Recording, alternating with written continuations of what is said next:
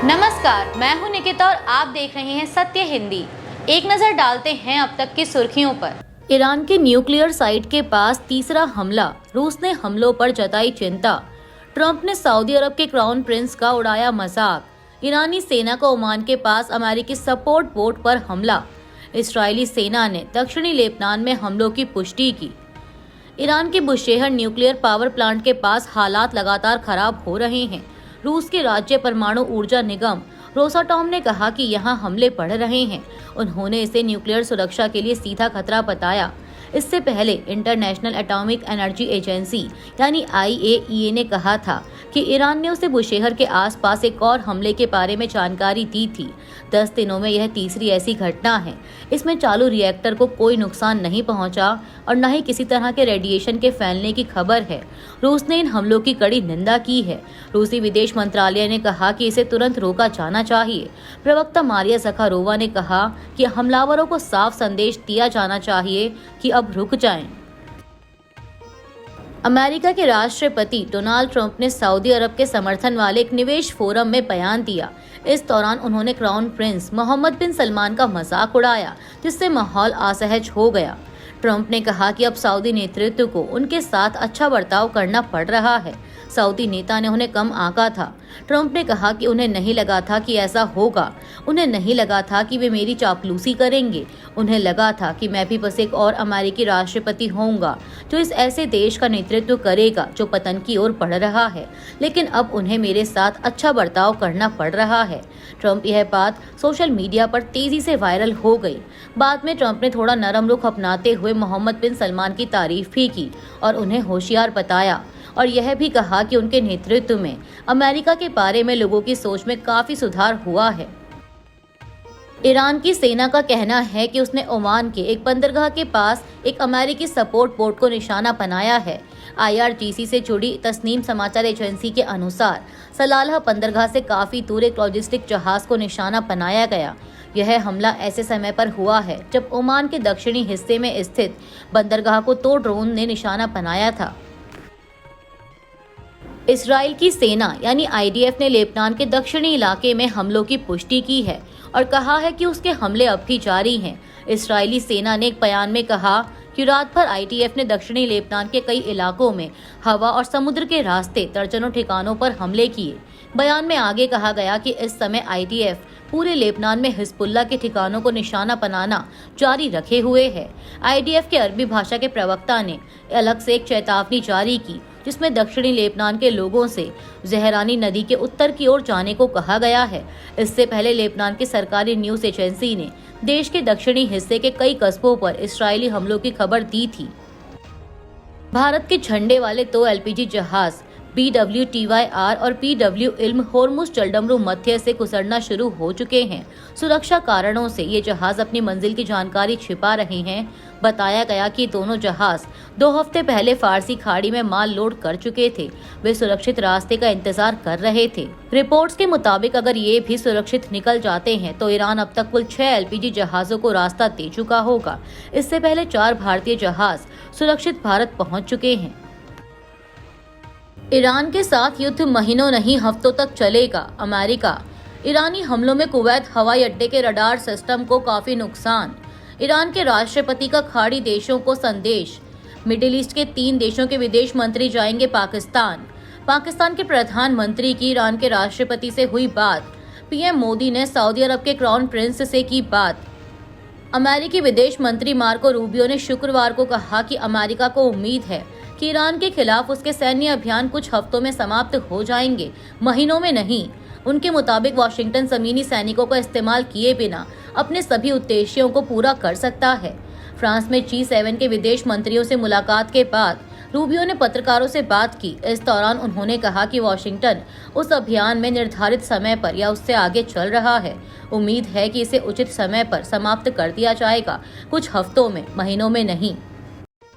Kuwait में समाचार agency कूना ने शनिवार को देश के नागरिक उड्डयन प्राधिकरण के हवाले से बताया कि कुवैत अंतर्राष्ट्रीय हवाई अड्डे को कई ड्रोन हमलों का निशाना बनाया गया है, जिससे उसके रडार सिस्टम को काफी नुकसान पहुंचा है, लेकिन इसमें कोई हताहत नहीं हुआ।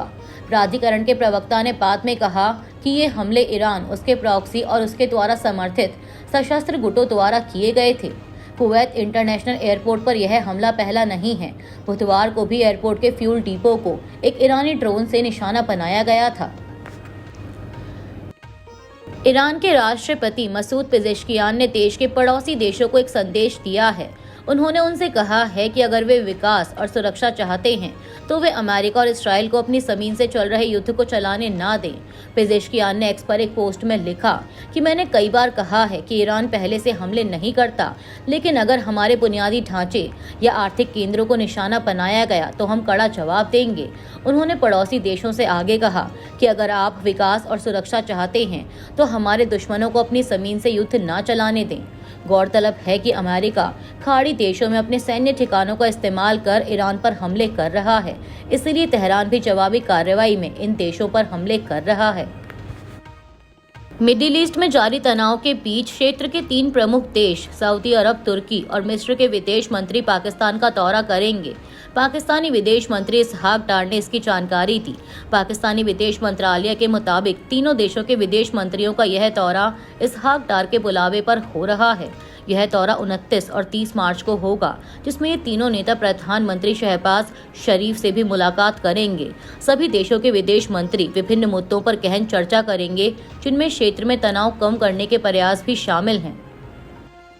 पाकिस्तान के प्रधानमंत्री शहबाज शरीफ ने ईरान के राष्ट्रपति से बात की है।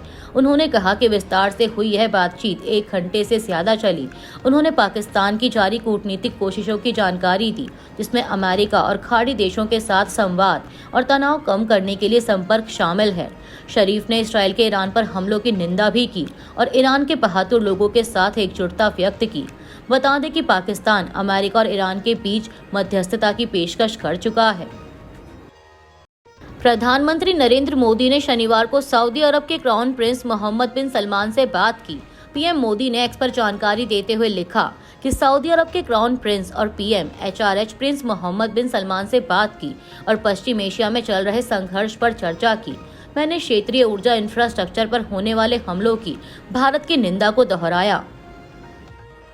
अमेरिकी रक्षा विभाग पेंटागन को ईरान के खिलाफ युद्ध के दौरान मिसाइलों के तेजी से घटते जखीरे की चिंता सताने लगी है। द वॉशिंगटन पोस्ट की रिपोर्ट के मुताबिक अमेरिकी नौसेना अब तक 850 से ज्यादा टॉमहॉक मिसाइलें दाग चुकी है। अनुमान है कि युद्ध की शुरुआत में करीब 4000 से 4500 मिसाइलें थी, जो अब घटकर लगभग 3000 रह गई हैं। टॉमहॉक मिसाइलें लंबी दूरी की अहम हथियार प्रणाली हैं। इनका हर साल सीमित संख्या में ही उत्पादन होता है। एक मिसाइल की कीमत करीब 3.6 मिलियन डॉलर तक हो सकती है और इसे बनाने में 2 साल लगते हैं। पेंटागन अब भविष्य के बड़े संघर्ष, खासकर चीन और ताइवान को लेकर संभावित युद्ध को ध्यान में रखकर तैयारी कर रहा है। हालांकि व्हाइट हाउस का दावा है कि सेना के पास अभी पर्याप्त हथियार मौजूद हैं। इसराइल के प्रधानमंत्री बेंजामिन नेतन्याहू का ग्रेटर इसराइल वाला बयान एक बार फिर चर्चा में है। उन्होंने i24 न्यूज के एक इंटरव्यू में इस विचार का समर्थन किया था। इस पर अरब देशों ने कड़ी निंदा की थी। अब इसराइल पर आरोप है कि वह युद्ध के बीच इस योजना को आगे बढ़ा रहा है। कहा जा रहा है कि वह वेस्ट बैंक, गजा और लेबनान में अपनी पकड़ मजबूत कर रहा है और पश्चिमी एशिया का नक्शा बदलने की कोशिश कर रहा है। मौजूदा ईरान युद्ध में इसराइल लेबनान में ईरान से ज्यादा हमले कर रहा है। वो लेबनान के एक हिस्से में कब्जा करने जा रहा है। वो हिस्सा इसी ग्रेटर इसराइल का कथित हिस्सा है। लेबनान दुनिया से इसकी गुहार लगा रहा है, लेकिन दुनिया के तमाम देश चुप हैं। ईरान से बड़ी लड़ाई लेबनान में चल रही है और इस्राएली सेना लातीनी नदी के किनारे तक पहुंची हुई है।